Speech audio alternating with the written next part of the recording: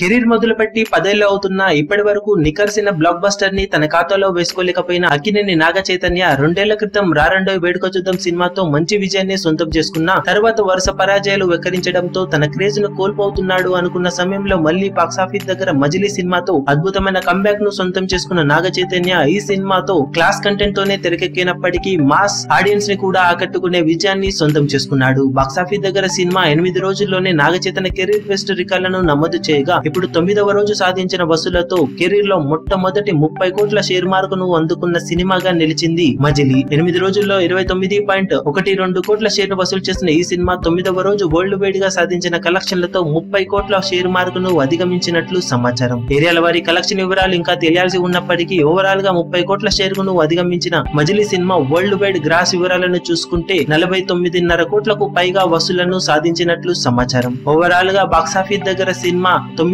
రోజుల్లోనే 30 కోట్ల range share మార్కును అధిగమించడం, ఇప్పటికీ స్టడీ రన్ కలెక్షన్లు కొనసాగుతుండటంతో లాంగ్ రన్ లో 35 కోట్ల నుండి 40 కోట్ల మధ్యలో వసూలను అందుకునే అవకాశాలు పుష్కలంగా ఉన్నాయి. ఏది ఏమైనప్పటికీ బాక్సాఫీస్ దగ్గర ఈ సినిమాతో అద్భుతమైన కంబ్యాక్ ను సొంతం చేసుకున్న నాగ చైతన్య మరొకటి 2 ఇలాంటి విజయాలను తన ఖాతాలో వేసుకుంటే తన క్రేజ్ ను మరింతగా పెంచుకునే అవకాశం ఎంతైనా ఉందని చెప్పవచ్చు. మరి బాక్సాఫీస్ దగ్గర ఫైనల్ రన్ లో మజిలీ 40 కోట్ల మార్కును అందుకుంటుందో లేదో చూడాలి. మీరేమనుకుంటున్నారో కింద కమెంట్ సెక్షన్ లో చెప్పండి. ఈ వీడియో మీకు నచ్చినట్లయితే లైక్ చేయండి, షేర్ చేయండి, ఛానల్ ని సబ్స్క్రైబ్ చేయడం మాత్రం మరవకండి. ఏ చిన్న అప్డేట్ ను మిస్ అవ్వకూడదు అనుకుంటే బెల్ ఐకాన్.